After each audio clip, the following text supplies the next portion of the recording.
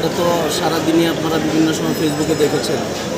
আমরা যারা শিল্পীরা আছি আমরা সবাই পোস্ট করেছি এবং ডিরেক্টররা পোস্ট করেছে। আমাদের খুব প্রিয় ডিরেক্টর, আমাদের পছন্দের ডিরেক্টর এবং এই ইন্ডাস্ট্রিতে অনেক ভালো ভালো কাজের একজন ডিরেক্টর রাফাত মজুমদার রিঙ্কু গতকাল রাতে গ্রেফতার হয়েছে। আমরা সারা রাতি থানায় ছিলাম, চালান দেওয়ার আগ পর্যন্ত থানায় ছিলাম। তাকে হত্যা মামলায় দেওয়া হয়েছে। আসলে সেই হত্যা মামলায় জড়িত না এবং সে এজাহারভুক্ত আসামিও না। বিগত সময়ে সে রাজনৈতিকভাবে তার কিছু সমর্থন ছিল, সে ছাত্রলীগ করত এবং সে এমন ছাত্রলীগ করত আমরা যারা অভিনয় শিল্পী বা আমরা যারা এই মিডিয়াতে আছি আমরা কেউ জানতাম না।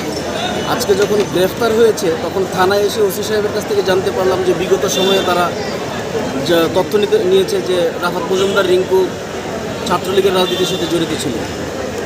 আমরা ওখান থেকেও তাদেরকে বোঝানোর চেষ্টা করেছি, কিন্তু তারা বলেছেন যে না, আমরা যেহেতু সন্দেহজনকভাবে গ্রেফতার করেছি আপনারা আদালতে যান। আমরা আইনের প্রতি শ্রদ্ধাশীল। আমরা আজকে সব কলাকুশলী যারা আছেন, শিল্পীরা আছেন, ডিরেক্টররা আছেন, আমরা সবাই মিলে আদালতে এসেছিলাম। বিজ্ঞ আদালত আমাদের প্রত্যেকটি কথা খুব মনোযোগ সহকারে শুনেছেন এবং সুন্দর একটা সিদ্ধান্ত দিয়েছেন। খুব শর্ট টাইম একটা রায় দিয়েছেন যে পরবর্তী শুনানির জন্য একটা দিন ধার্য করেছেন।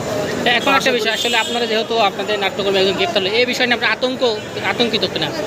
না, আমরা কখনোই আতঙ্কিত না। আমরা তো অ্যাকচুয়ালি সমাজের জন্য বলেন বা দেশের জন্য বলেন আমরা কখনোই ক্ষতিকারক কেউ না। আমরা মানুষকে বিনোদিত করে থাকি, মানুষকে আনন্দ দিয়ে থাকি। আমরা নাটক মঞ্চস্থ করি, নাটকে অভিনয় করি, ওনারা ডিরেকশন দেন। আমরা কখনোই ক্ষতিকারক ছিলাম না, সেই দিক থেকে আমরা আতঙ্কিত না। তবে একটু ভারাক্রান্ত যে আমাদের একজন প্রিয় নির্মাতা একটা হত্যা মামলার সাথে জড়িত হয়ে যাবে এবং মিথ্যা মামলা, এটার সাথে কোনোভাবেই জড়িত না, কোনোভাবেই সে জড়িত না। এখন আপনাদের চাওয়াটা কি?